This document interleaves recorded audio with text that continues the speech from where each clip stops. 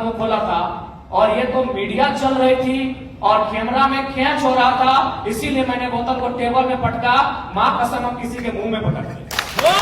अगर आप चाहते हैं मेरे अंदर की आक्रामकता कम हो, आप चाहते हैं मेरे अंदर की उग्र भावना कम हो, तो आज प्रबुद्ध लोग बैठे हैं।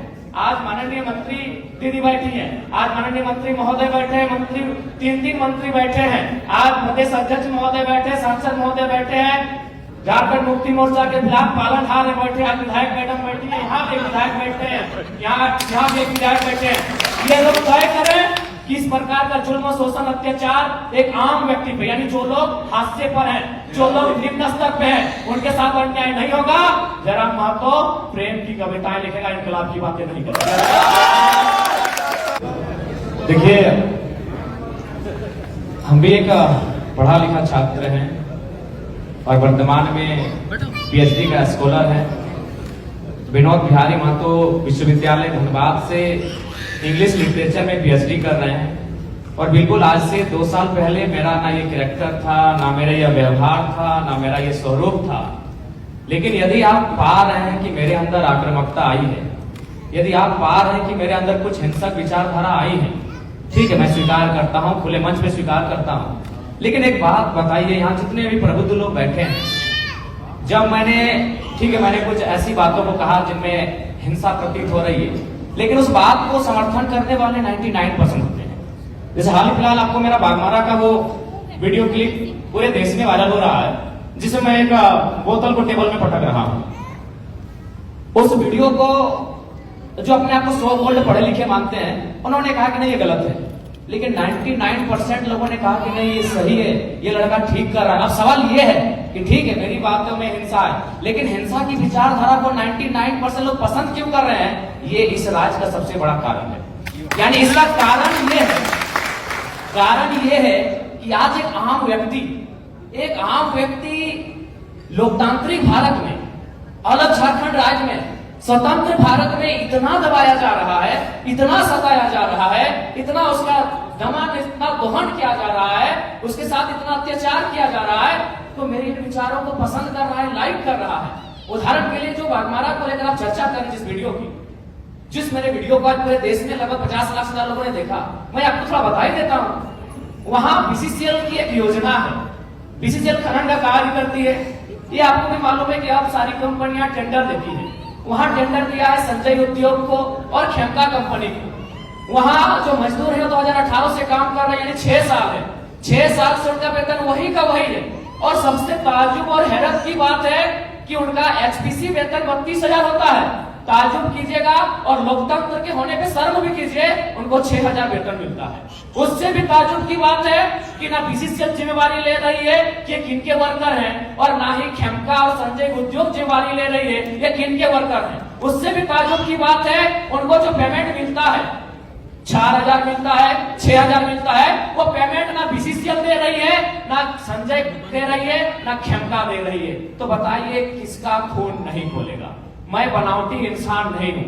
उस मीटिंग में 52 मिनट डिस्कशन हुआ था, मैंने 52 मिनट के बाद मुंह खोला था और ये तो मीडिया चल रही थी और कैमरा में कैच हो रहा था, इसीलिए मैंने बोतल को टेबल में पटका। मां कसम हम किसी के मुंह में पटक दिए। आपके पांव तले जमीन खिसक जाएगी। जब आपने छेड़ा है तो सुन लीजिए। यही विनोद बिहारी विश्वविद्यालय में एक कंपनी, एक एजेंसी ने टेंडर लिया है, मजदूरों को ज्वाइनिंग लेटर के साथ साथ रिजिग्नेशन लेटर पे साइन करा गया। इस भारत में कहां होगा यार? मैं आक्रामकता की बातें करता हूं, कारण कौन है? रिजिग्नेशन लेटर में साइन कराया गया है, कौन देगा उत्तर? भारत देश में 4 स्तंभ है कहने को, न्यायपालिका, कार्यपालिका, विधायिका, पत्रकारिता। कौन रिस्पॉन्सिबल है कि ज्वाइनिंग? ताजुब की बात है, ज्वाइनिंग लेटर भी मिला है और इनको साइन भी करा लिया है। क्या बोलते हैं रिजिग्नेशन लेटर? रिजाइन लेटर में भी साइन करवाया गया। और एक घटना गोमिया की, जब मेरा सभा था बेरमो में, वो लड़का आया, उसने कहा कि जो एजेंसी है उनको पेमेंट देना होता है 20,000, लेकिन मेरा शर्त है उनका कि 20,000 आपके अकाउंट में देंगे, आपको 8,000 रिटर्न करना होगा, नहीं तो नौकरी से निकाल देंगे। उसके बाद भी अगर आपका खून नहीं खोलता है तो आप बनावटी लोग हैं, असल लोग नहीं है। अगर आप चाहते हैं मेरे अंदर की आक्रामकता कम हो, आप चाहते हैं मेरे अंदर की उग्र भावना कम हो, तो आज प्रबुद्ध लोग बैठे हैं। आज माननीय मंत्री दीदी बैठी है, आज माननीय मंत्री महोदय बैठे हैं, मंत्री 3 मंत्री बैठे हैं, आज प्रदेश अध्यक्ष महोदय बैठे, सांसद महोदय बैठे हैं, झारखंड मुक्ति मोर्चा के खिलाफ पालनहार बैठे, आज विधायक मैडम बैठी है, यहाँ भी विधायक बैठे हैं, यहाँ भी एक विधायक बैठे हैं। ये लोग तय करें कि इस प्रकार का जुल्म, शोषण, अत्याचार एक आम व्यक्ति पे, यानी जो लोग हाशिए पर हैं, जो लोग निम्न स्तर पे हैं, उनके साथ अन्याय नहीं होगा। जयराम महतो प्रेम की कविताएं लिखेगा, इनकलाब की बातें नहीं करेगा। वो व्यक्ति का भी नाम बता देंगे, ऐसा नहीं अग्रेसिव गवर्नमेंट आनी चाहिए, और मेरा यही एग्रेसिव मेरे मुझ में रहेगा।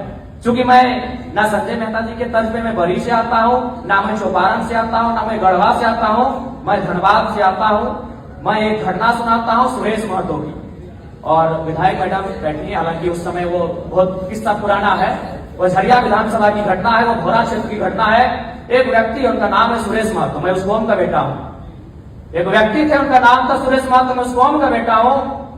उनको मारा गया था, उनकी सांसें थी, उनके दोनों पांव को काटा गया था, उनकी सांसें चल रही थी, उनके दोनों हाथ को काटा गया था, उनकी सांसें चल रही थी, उनके दोनों आंख को निकाला गया था।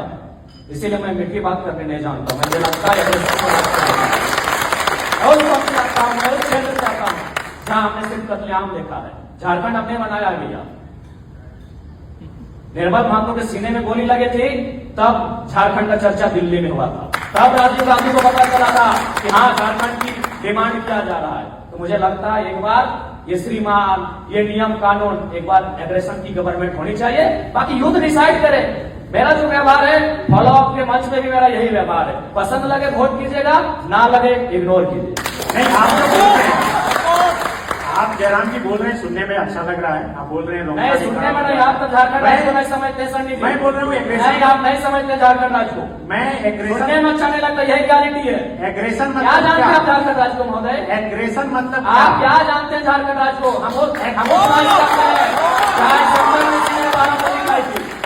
हम झारखंड जाते हैं, जहाँ MP member of parliament Sunil Mahto ने 1, 2, 3, 4, 5, 6, 7, 8, 9, 10, 11, 12 को दिखाई 3 सांसद ने। क्या सुनने में समझता है, तब झारखंड को नहीं जानते। एग्रेशन मतलब क्या? एग्रेशन मतलब यही है कठोर डिसीजन, त्वरित कार्रवाई। आज कार्रवाई किस पे होती है? एक ठेला पे काम करने वाला है, तुरंत कार्रवाई होगी। एक मजदूर है, पुलिस तुरंत कार्रवाई करेगी। आपकी कार्रवाई उस समय काहे नहीं होती है? जब बड़े बड़े लोग आपकी गिरफ्त में आते हैं, बड़ी बड़ी मछलियां जाल में फंसती हैं, क्यों कार्रवाई नहीं होती? हम लोग आते हैं तो छोटा रहे या बड़ा रहे, जो गलत रहे उस पर कार्रवाई हो। मेरा सवाल वही था कि एग्रेशन मतलब क्या? एग्रेशन एग्रेशन का मतलब है कठोर डिसीजन। एग्रेशन मतलब एग्रेशन का मतलब है कोई दबाव नहीं। एग्रेशन का मतलब है कॉर्पोरेट से कोई भय नहीं। एग्रेशन का मतलब है अमीरों के चंदे से पलना नहीं। एग्रेशन का मतलब होता है निडर होके, निष्पक्ष होके झारखंड के मुद्दों पे बात करना, झारखंड के मुद्दों के समाधान करने के लिए प्रयास करना। एग्रेशन का मतलब, मेरा सवाल बार बार वही है कि क्या गाड़ी पर चढ़कर भाषण देना या फिर योगी की तरह बुलडोजर चलाना? देखिए, भाषण देना हमारा सिद्धांत नहीं रहा है। एक सवाल, आज राजभवन में लोग धरने पर बैठे हैं, मुख्यमंत्री के आवास पे लोग धरने बैठे हैं, आज सीजीएफ के जेएसएससी कार्यालय के बाहर लोग धरने पर बैठे हैं। आंदोलन रोज होता है, लेकिन जयराम महतो एक 50 लड़कों के आंदोलन से सीएम का फेस बन के कैसे सामने आया? इस सवाल का उत्तर कोई दे। आंदोलन इस राज्य में रोज होता है, जयराम महतो ही क्यों? क्योंकि मैंने उन मुद्दों को टच किया, मैंने उस मुद्दों पे बात किया जो झारखंड की जरूरत थी, जिसपे झारखंड बात करना चाहता था। साफ शब्दों में झारखंड चाहता था कि बिल्ली के गर्दन में घंटी बांधी जाए, पर बांधेगा कौन? तो कुणाल जी, सवाल यही है कि क्या एग्रेशन ही अब सॉल्यूशन का रास्ता है कि जो युवा की तरफ भी आए इंडिया एलायंस से? हम लोग अकेले ठीक है सर। चुनाव के बाद भी हम लोग जनता से हम लोग आशा और अपेक्षा रखे हैं कि हम लोग को अकेले इतनी ताकत दी जाए कि इस राज्य के लिए बेहतर और भला कर सकें। तो आप 81 सीट पर लड़ रहे हैं और चुनाव के बाद जो भी स्थिति हो आप कहीं नहीं जा रहे? जी, हम लोग लगभग 70 सीटों से आवेदन मिला है, वहां तो लड़ना ही लड़ना है। बाकी सीटों पर अगर अच्छे प्रत्याशी दमदार मिले तो निसंदेह हम लोग 81 सीटों तक पहुंचेंगे और चुनाव लड़ेंगे। चलिए, बहुत शुक्रिया आप तमाम अतिथियों का। अब नेक्स्ट सेशन आवाज आई कि आप कौन बोल रहे हैं? तो हमने कहा कि हम जयराम कुमार महतो बोल रहे हैं, वर्तमान में गिरिडीह लोकसभा लड़े हैं। तो बोला नहीं, आपसे हम परिचित नहीं है। तो हमें लगा कि शायद वो विधायक या संसद की पैरवी सुनना चाहते हैं। तो मैंने इतना कहा था कि 2 महीने के बाद चुनाव है, हम बेरमो भी लड़ेंगे, गोमिया भी लड़ेंगे, डुमरी भी लड़ेंगे। अगर वहां से कोई भी सीट जीत के आ जाते हैं तो आपको दामोदर नदी में ले जाकर डाल देंगे।